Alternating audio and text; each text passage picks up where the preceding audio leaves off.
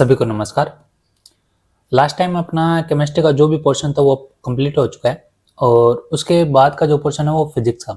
Physics के बाद अपने चलेंगे बायो पे, क्योंकि बायो में जो टॉपिक है थोड़ी सी क्या लेंथी है तो उनको कंप्लीट करने में टाइम लग सकता है। जो फिजिक्स वाला पोर्शन है ये कम है तो ये केमिस्ट्री हो गया, फिजिक्स हो गया, इनमें आपके चैप्टर कम है तो ये आपके कंप्लीट जल्दी हो जाएंगे। ठीक है, तो उसी के आधार पर अपने बात करेंगे कि इसका सिलेबस कौन सा है। तो उससे पहले आप चैनल को जरूर सब्सक्राइब कर लें और बेल आइकन को भी दबा लें ताकि वीडियो की नोटिफिकेशन आपको डेली मिल सके।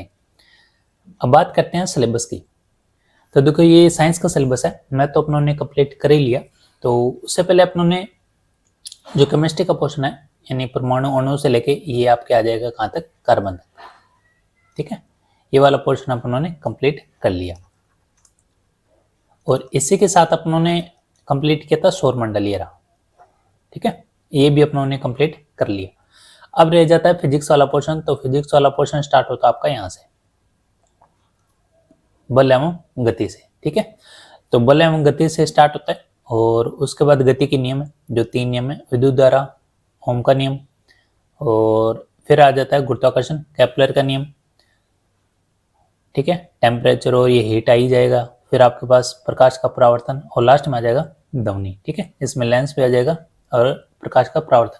तो एक चीज ध्यान दो कि जो आगे ये तो केमिस्ट्री के पर्सन है और ये देखो ये है आपके पास बायो का सिलेबस और ये है फिजिक्स का सिलेबस। तो अपने स्टार्ट करेंगे फिजिक्स और स्टार्टिंग में जो टॉपिक है वहीं से स्टार्ट करेंगे, बल और गति से।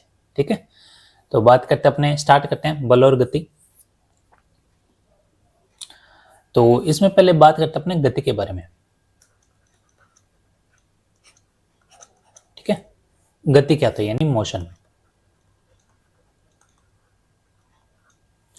तो मोशन क्या होता है, ध्यान रखना, अपने गति करते हैं तो क्या होता है स्थिति में चेंज आता है और स्थिति में चेंज भी कैसे आता है, टाइम के साथ। ठीक है, विद रिस्पेक्ट टू टाइम। तो अपने यहाँ पे इसके जो डेफिनेशन लिखेंगे वो क्या लिखेंगे, स्थिति में समय के सापेक्ष होने वाला परिवर्तन।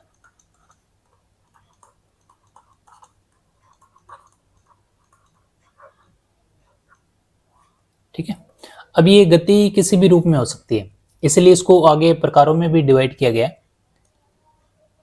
जैसे एक ट्रेन का उदाहरण दें, स्पीड में भी चलता है लेकिन आपने देखा होगा वो एक सीधी रेखा में गमन करता है। ठीक है, तो वो क्या है यानी वो किसके अकॉर्डिंग चेंज हो रहा है, टाइम के हिसाब से। ठीक है, उसकी स्थिति टाइम के हिसाब से क्या हो रही है, चेंज है।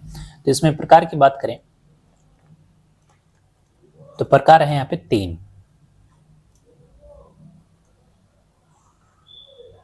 एक तो आ जाएगा 1D, ठीक है, 1 डायमेंशनल। एक आ जाएगा 2D यानी 2 डायमेंशनल और एक आ जाएगा 3D जिसको क्या बोलेंगे, 3 डायमेंशनल। ठीक है, इसी का एक और नाम बोलते हैं, इसको बोलते हैं एक विमीय गति यानी एक विमा हो जिसमें एक विमीय गति। और 1D का मतलब एक ही दिशा में चले, इसलिए इसको क्या बोलते हैं, एक दिशीय।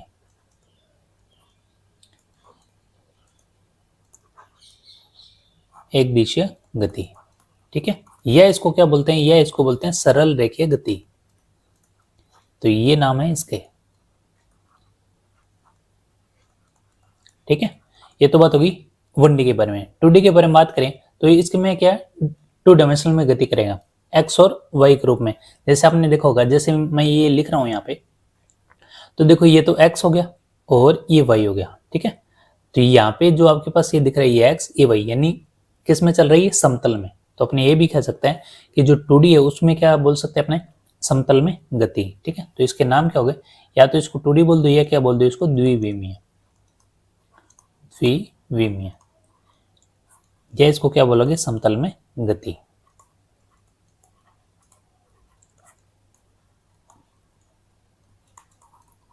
समतल में गति ये सिर्फ एक ही डायरेक्शन में, ये 2 डायरेक्शन में। 2 भी कौन से, एक तो आ जाएगा आपके पास एक्स और एक कौन सा आ जाएगा वाई। और यहाँ पे है 3D। 3D का मतलब क्या होता है, त्रिविमीय। तो ये तो हो गया त्रिविमीय। त्रिविमीय या क्या बोल सकते हैं इसको, आकाशीय। आकाशीय गति। ठीक है।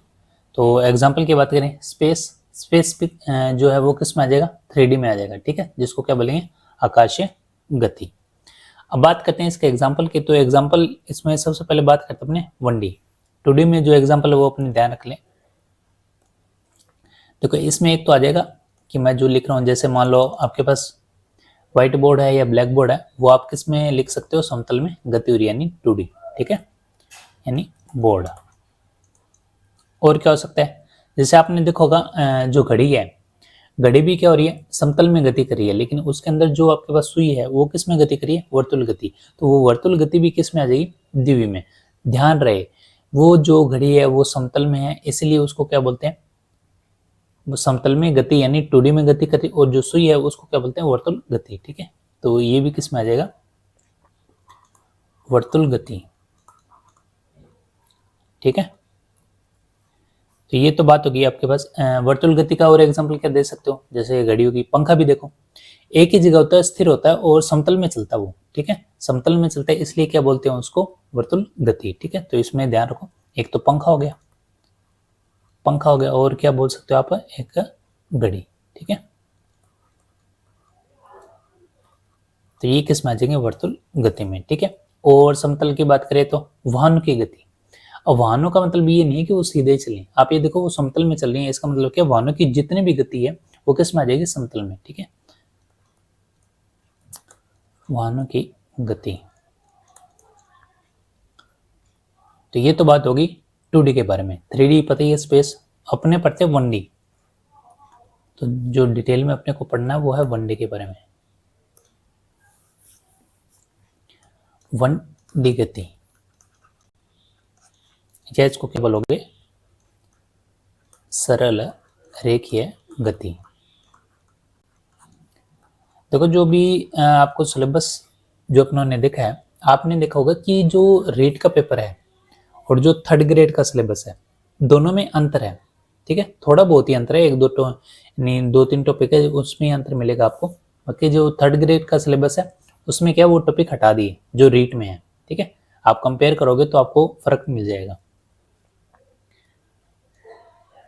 तो ये है आपके पास सरल रेखीय गति। तो अपनों ने क्या बात की, सरल रेखीय यानी एक ही दिशा में गति करे, ठीक है। तो एक ही दिशा का मतलब ये होता है, या तो वो एक्स में गति करेगा, या किस में गति करेगा, या वो वाई में गति करेगा, या किस में गति करेगा, जेड में। क्योंकि अपने पास जो डायमेंशनल होती है वो कितनी होती है, 3। तो 3 में से किसी में भी एक में अगर गति करता है तो वो किस में आ जाएगा, सरल रेखीय गति। और किसके अकॉर्डिंग, टाइम के अकॉर्डिंग, ठीक है। तो ये क्या है, ये किसको शो करता है, केवल दिशा में, ठीक है, केवल दिशा को ये शो करेगा, बट शो भी किसको करेगा, सरल रेखीय गति को, ठीक है। जैसे मान लो कोई बॉल है,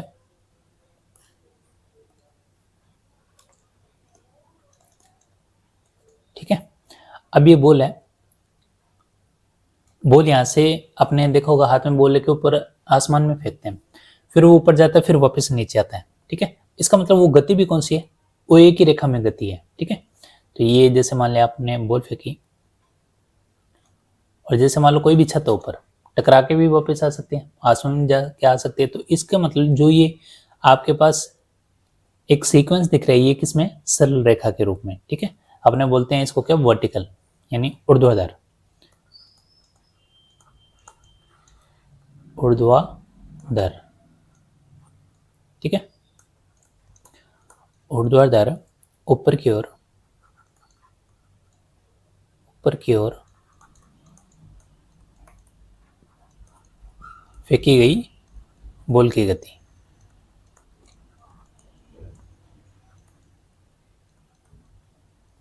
तो ये किस में आ जाएगा आपके पास, सरल रेखीय गति में, ठीक है। तो इसके एग्जांपल भी बता दिया अपने को कि जो भी आपके पास एक तो सीधी पटरी पर, सीधी पटरी पर चलती रेलगाड़ी की गति,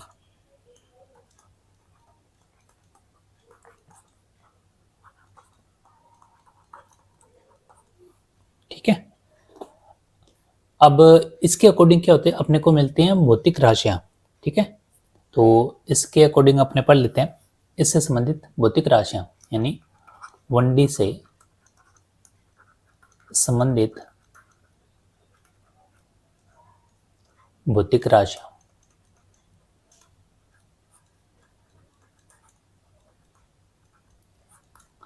अब भौतिक राशियां कौन कौन सी हैं वो भी अपने बात कर लेते हैं। भौतिक राशि अपने ने पढ़ ली तो लगभग आपका जो फिजिक्स वाला जो कॉन्सेप्ट है वो अपने इसमें कवर कर लेंगे। तो इसमें एक तो आ जाएगा आपके पास दूरी। सबसे पहले क्या पढ़ेंगे, दूरी के बारे में। दूरी के बाद पढ़ेंगे विस्थापन, डिस्प्लेसमेंट, विस्थापन, ठीक है। और विस्थापन के बाद पढ़ेंगे अपने चाल, और चाल के साथ में पढ़ेंगे वेग। फिर पढ़ेंगे अपने वेग आएगा तो त्वरण आएगा, त्वरण आएगा तो लास्ट में अपने कहाँ पहुंचेंगे, बल, ठीक है। तो लास्ट में अपने पहुंच जाएंगे बल पे। वेग में भी अपने अपने पढ़ा होगा, एक तो संवेग और एक आवेग, वो इसमें पढ़ेंगे अपने, ठीक है, संवेग और आवेश, ठीक है। तो ये है 1D से संबंधित भौतिक राशि जो अपने को ध्यान रखनी है। पहला कौन सा है, दूरी, विस्थापन, चाल, वेग, त्वरण, त्वरण मतलब एक्सेलेरेटर, और बल, ठीक है, फोर्स। तो ये तो बात होगी अपने पास भौतिक राशियों की। तो सबसे पहले बात करते हैं दूरी कि दूरी क्या होता है।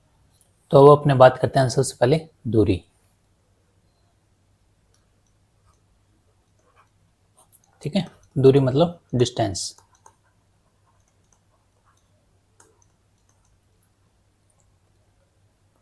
तो दूरी की बात करें तो दूरी का सबसे पहले तो ध्यान रखो मात्रक। मात्रक क्या होता है, तो इसका मात्रक होता है मीटर, ठीक है। अब दूरी में क्या होता है, दूरी में पथ जरूर निर्भर करता है। जैसे मान लो आप यहाँ पे और यहाँ पे घूमते हुए कहीं आप जाते हुए यहाँ पे रुक गए। अब यहाँ पे ये पथ देखो, ये है पथ, तो ये किस पे डिपेंड करेगा, पथ पे। तभी तो अपने को पता चलेगा कि इसकी डिस्टेंस की कुल लंबाई क्या है। तो ठीक है, तो एक तो ये होगा कि कण द्वारा तय किए गए पथ की कुल लंबाई क्या कहलाती है, दूरी कहलाती है। तो पहले डेफिनेशन ये बन जाती है, कण द्वारा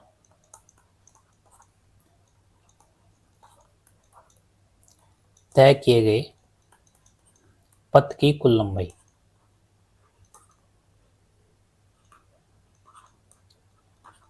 ठीक है। तो ये तो बात होगी किसकी, डिस्टेंस की।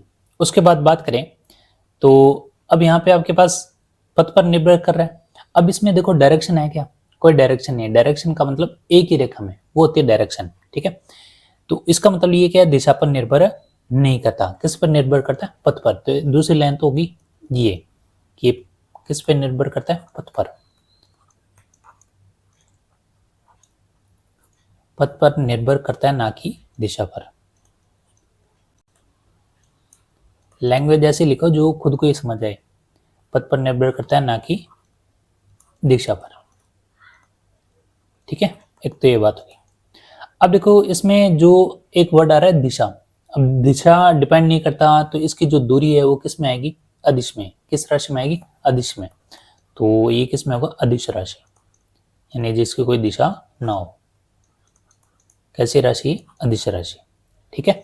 तो ध्यान रखना इसका मान कभी भी जीरो नहीं हो सकता, ऋणात्मक नहीं हो सकता, ये हमेशा ध्यान रखना।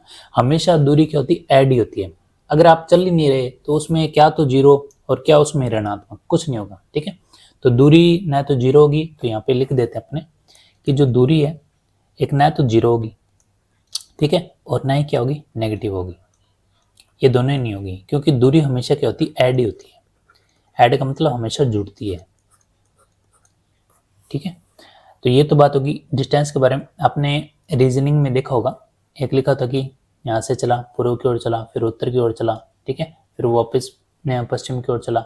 इस तरह क्या होता है, वो डायरेक्शन हो जाती है, ठीक है। तो वो किस पे डिपेंड करता है, उस पर अपने लिखते हैं कि यहाँ से लेके यहाँ तक पहुँच गया, तो बताओ इनके मध्य की दूरी क्या होगी, ठीक है। एक तो अपने ऐसे ज्ञात करते हैं, कैसे ज्ञात करते हैं, तो इनके मध्य की दूरी ऐसे भी ज्ञात कर सकते हैं, ठीक है अपने।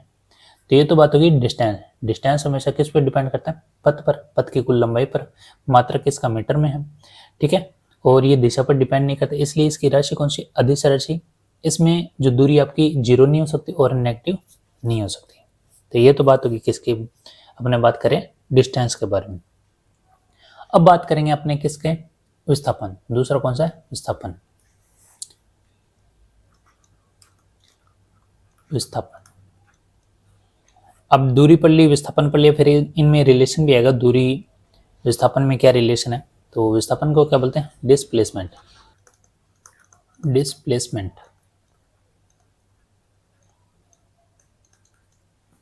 तो विस्थापन की बात करें तो विस्थापन में एक चीज ध्यान रखना, इसमें पथ की आवश्यकता नहीं होती। तो बिना पथ के ये कैसे काम करता है, यानी पथ की जरूरत नहीं होगी। ठीक है। तो विस्थापन का मतलब ये होता है कि एक स्थान से आप चल रहे हो और दूसरे स्थान तक पहुंच रहे हो, तो इसका मतलब आपके दोनों स्थान है उसमें क्या हो रहा है, चेंज हो रहा है। यानी एक स्थान से उठ के आप कहाँ जा रहे हो, दूसरे स्थान पर। तो इसका मतलब क्या है कि आपके स्थिति और स्थान में क्या हो रहा है, परिवर्तन। यानी स्थिति और स्थान में क्या हो रहा है, परिवर्तन।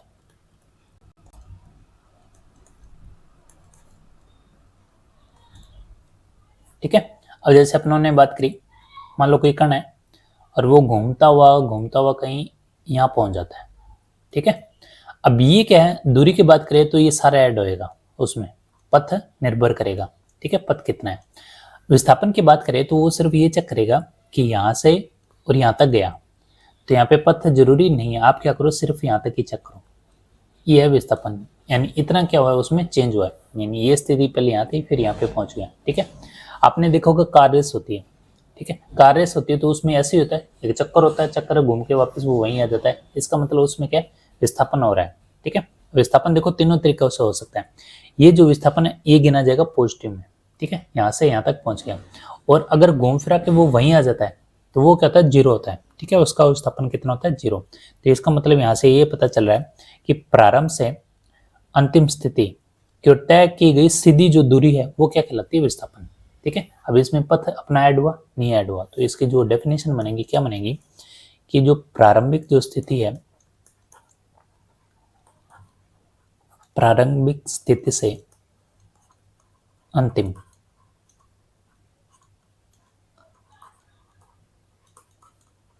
अंतिम स्थिति की ओर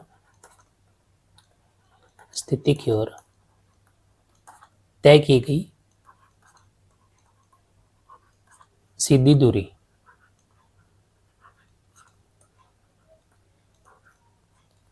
ठीक है। तो ये तो बात होगी विस्थापन की। तो इसमें देखो डायरेक्शन जरूर होगा, डायरेक्शन होगा, और एक चीज ध्यान रखना, पथ नहीं होगा। क्या बोल रहा हूं मैं, पथ नहीं होगा लेकिन डायरेक्शन होगा। डायरेक्शन है ऐसा ही, इसका मतलब ये क्या, कैसे राशि, सदिश राशि। सदिश राशि। ठीक है। तो क्योंकि यहाँ पे आपके देखो यहाँ से जा रहा है और अपने इस साइड अगर जा रहे हैं तो ये क्या ऐड हो रहा है, इसका मतलब विस्थापन क्या हो रहा है, यहाँ पे पॉजिटिव आ रहा है। क्या रहा है, पॉजिटिव। अगर इसी के अपोजिट जाएगा तो क्या होगा, नेगेटिव होगा। ठीक है। और यहाँ से घूम फिरा के वापस यहीं आ जाता है, क्या हो जाता है, इसका मान जीरो। ठीक है। तो इसका जो मान है वो 3 है।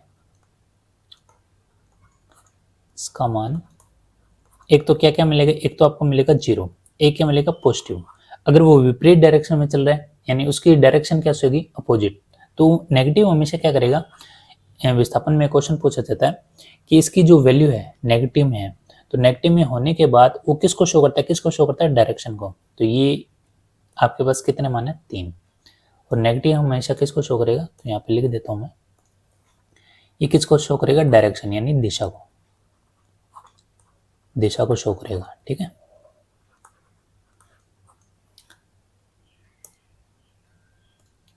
तो ये तो बात होगी अपने किसकी बात करें, विस्थापन की। तो विस्थापन अपने कैसे निकालेंगे, तो इसका जो फॉर्मूला अपने क्या पढ़ते हैं कि जो अंतिम जो स्थिति है उसमें से प्रारंभिक स्थिति घटा दें तो क्या आ जाएगा आपके पास, विस्थापन। इसका मतलब अंतिम स्थिति में से क्या घटा दे, अपने प्रारंभिक स्थिति।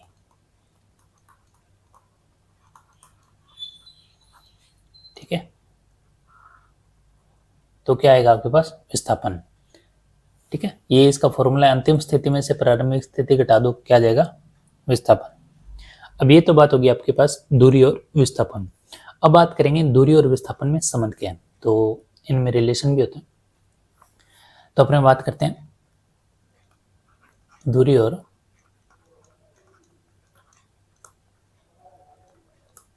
विस्थापन, दूरी और विस्थापन में संबंध।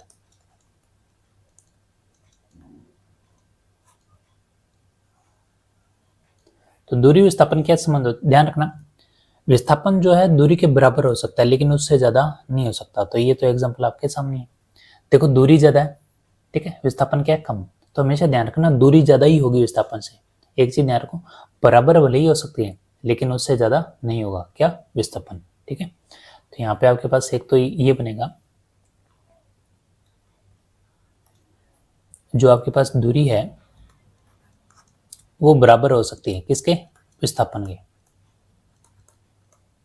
विस्थापन के, लेकिन इससे ज्यादा नहीं होगी, ठीक है। तो विस्थापन से हमेशा ज्यादा मिलेगा आपको दूरी। इसी तरह यहाँ पे इसको अलग से भी लिख सकते हैं अपने, तो यहाँ पे विस्थापन लिख लो, विस्थापन, ठीक है। तो लेस देन इक्वल दूरी, ये ग्रेटर देन इक्वल दूरी, ठीक है।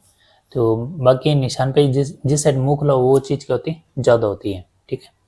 तो ये तो बात होगी दूरी विस्थापन है, आपके पास संबंध क्या, ये दो संबंध है जो आपको ध्यान रखने हैं। यहाँ से देखो क्या निकल सकता है, यहाँ से अपने पास अपने इसको विस्थापन को उधर ले जाएं तो यहाँ पे क्या बनेगा कि दूरी बटे विस्थापन, और ये आपके पास ग्रेटर देन इक्वल आई, और यहाँ पे क्या देगा, एक, क्या देगा।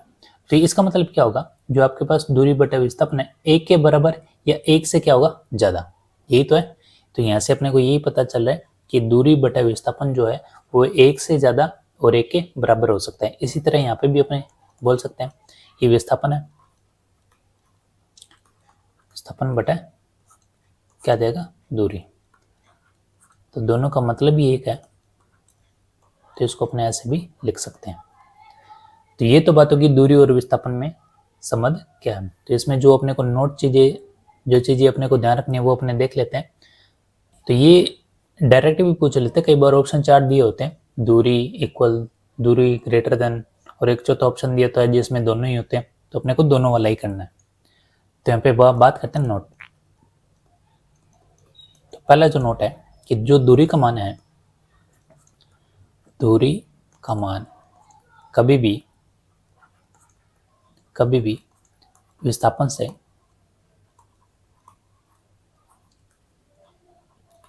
से कम या छोटा नहीं होगा, ठीक है, नहीं हो सकता। दूसरी चीज, एक अपनों ने बात की कि जब वस्तु एक निश्चित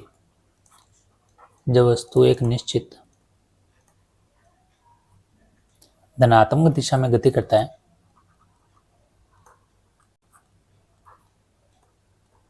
धनात्मक दिशा में गति करे,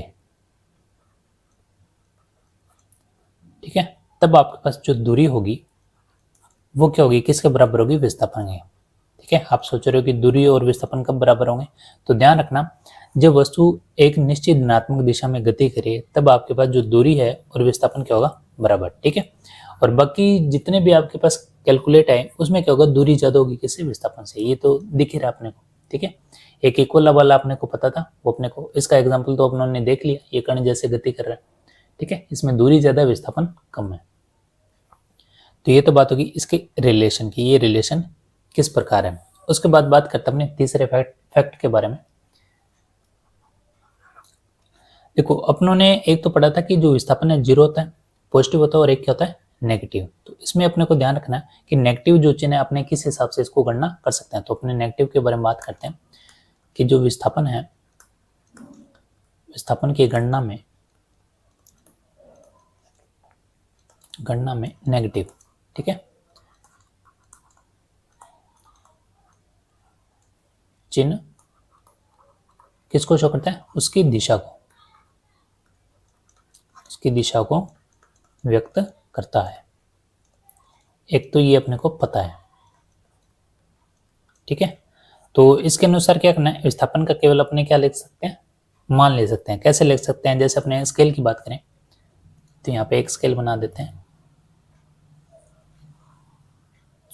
ये मान लो कोई स्केल है और यहाँ पे x का मान कितना है, 0, ठीक है। और ये मान ले तो कोई a बिंदु है, x हो गया, यहाँ पे x का मान -1, ये -2, -3, और x किस में होगा, यहाँ पे मीटर में, ठीक है।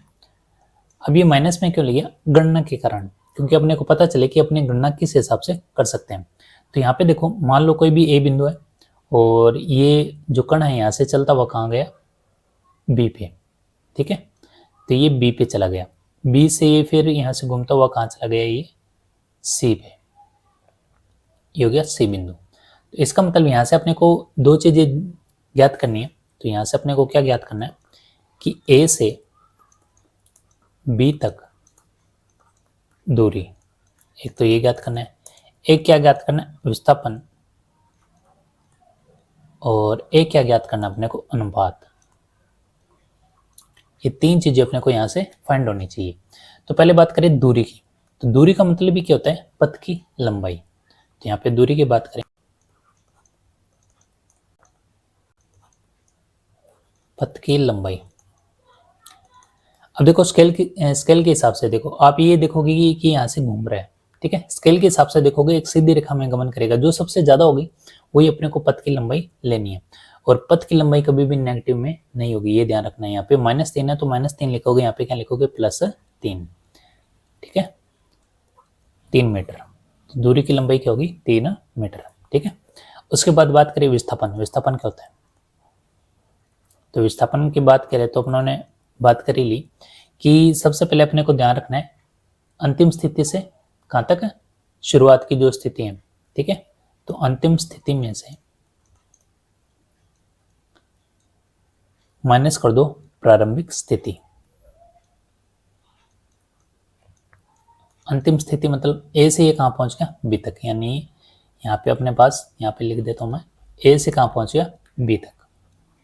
और प्रारंभिक स्थिति, प्रारंभिक कौन सी है? यहाँ पे, यानी ए टू ए।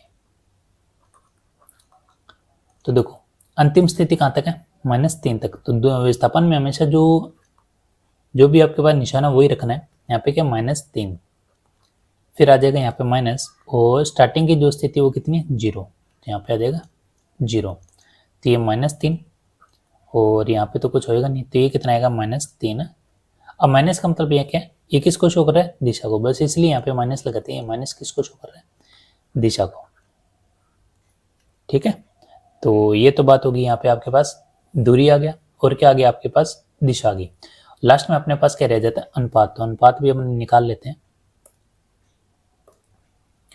अनुपात, तो अनुपात के लिए क्या करते हैं अपने? दूरी ऊपर रख लो और बटे में क्या करो? विस्थापन। विस्थापन, तो दूरी कितना है यहाँ पे? 3, विस्थापन भी कितना है? 3, ठीक है। तो इनको कैंसिल करेंगे तो कितना आएगा आपके पास? 1, ठीक है। तो अनुपात में भी ध्यान रखना है आपको, ये डायरेक्शन तो हमेशा आपको चेक करनी है विस्थापन में, माइनस आपको यहाँ पे भी नहीं रखना। डायरेक्शन के लिए हमेशा विस्थापन में आपके पास क्या आएगा? नेगेटिव पॉजिटिव आएगा। अब यहाँ पे अनुपात में कितना आ रहा है? 1। तो यही अपने ने बात की कि जो आपके पास इसका जो रेशो है दूरी बटे विस्थापन का, ये देखो दूरी बटे विस्थापन का 1 के बराबर आएगा या 1 से क्या आएगा? ज़्यादा, बस यही ध्यान रखना है। तो यहाँ पे अपने ने जो क्वेश्चन लिखा उसके हिसाब से अपने को करना है, यानी ए से बी तक दूरी। सी का भी रोल नहीं है, क्योंकि सी में अपने ने बात करेंगे आगे कि ए बी सी पथ में ए से सी तक व्यक्ति की कुल दूरी कितनी होगी, ये क्वेश्चन करना है आपको। और मेरे को कमेंट बॉक्स में बताना है कि दूरी क्या होगी, विस्थापन क्या होगा और अनुपात कितना आएगा, ठीक है। तो ये तो हो गया आपके पास। आज अपनों ने बल गति से स्टार्ट किया ताकि अपने बल तक पहुंच सके, ठीक है। तो मिलते हैं नेक्स्ट वीडियो में। इसके आगे का जो क्वेश्चन है नेक्स्ट वीडियो में करेंगे। इससे पहले आपको जो बताए ए से लेकर सी तक आपको दूरी चेक करनी है, विस्थापन चेक करना और क्या चेक करना है? अनुपात, ठीक है। तो ये होमवर्क है जो आपको करना है, और कमेंट बॉक्स में इसका आंसर जरूर दें। धन्यवाद।